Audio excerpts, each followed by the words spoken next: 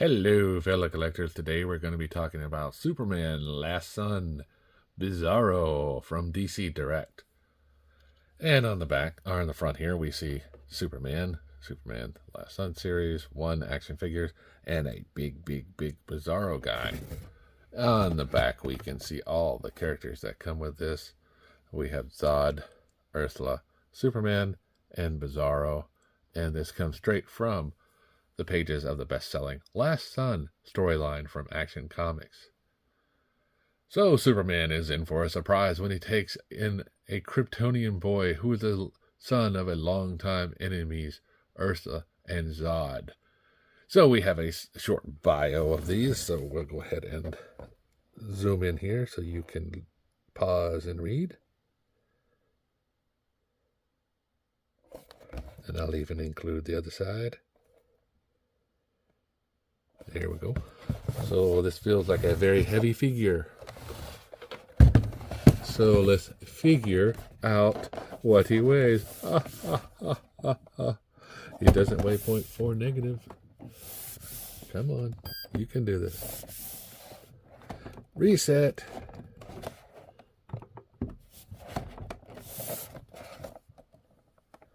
Here we go. And he comes in at 14.2 ounces. So let's take this guy out of the box and see how cool he is. Okay, now that we have this guy out of the packaging, we can see he comes with a stand. A big old Superman stand. So very nice if you're a Superman collector. You can use this for your other Superman figures, not just this guy. This guy stands up pretty good on his own. However, being from DC Direct, I already know some of his faults. No articulation. That's right, no articulation. These guys are always known for being more of a statue than actual action figures. Now, he will be able to move his head a little bit, up and down a little bit. Ow, left and right. He can stare at you with these blue eyes and this bad dental work. You can see the kind of details he has for his hair. And we see the S has gone backwards. Now he does have these chains that he's holding and that are wrapped around his forearms here and a little bit around his upper arms. We see he's more purple than blue, and even his S on his belt is backwards. He does come with this cape that does have the S backwards. Also, it's painted on. It's a very thick cape, not very flexible, but we can see it goes all the way up to his neckline.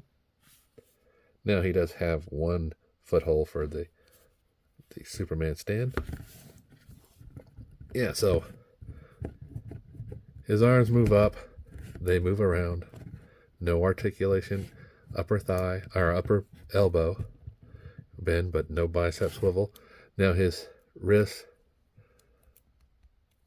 might be able to move a little bit, just a little bit, but he has these chains that are inserted in, so you'll have to move them if you want to try to move the wrist. But like I say, it's not very accommodating. His other one, same thing, but it does move. So the other one's just a little stiff from aging. But yeah, you can just insert in and have him hold it, which is up to you, your preference. Mine's being a little stingy. He doesn't want to hold it. That's fine. That's fine, man. But he actually does have no waist articulation, even though it looks like it's either very stiff or it does. So he can look down and say, man, my shoes are dirty, but no backwards. So he gets that. Now, as far as his legs go, very limited going forward and backwards. His knees do have a natural bend to them, so you'll only get so much out of them. No ankle articulation whatsoever. So no split, no ankle, no upper thigh. that we're used to today. But this is what we had back then, you know? And I'm making it sound like this was, a struggle every day to get out of bed because everything was always so bad in the action figure community.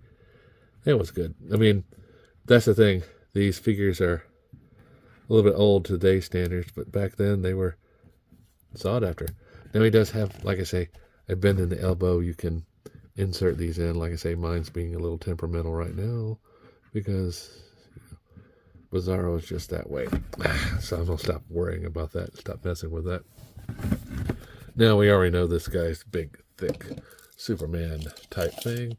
So we pull out this and see that he is coming in at 7 1/4, which is good for the DC multiverse. You can actually see he does fit in nicely with Batman here.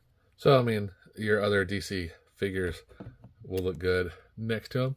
Now, let's go ahead and bring in the Superman from Rebirth. And yeah, mine's got his eyes stuck on there from Cool Beans. So, you can see how they stack up. Yes, a nice representation. I haven't reviewed my DC Multiverse Bizarro yet, but that is on the way one day. So if we take this, we'll see him next to Bizarro from Superman, Batman, Public Enemies. And then from the DC Rebirth. So we can see that he is much larger than these guys. And whenever I do my review of the DC Multiverse version of this guy, I definitely bring this one out. Because he does look good. I mean, he does look good on the shelf. Definitely not going to lie. He is a nice big old guy. So yeah, he's definitely got the presence on there. That stark contrast, dark uniform, white skin, yelling was a good choice for the modelers. So until next time, guys, like, subscribe, and keep collecting.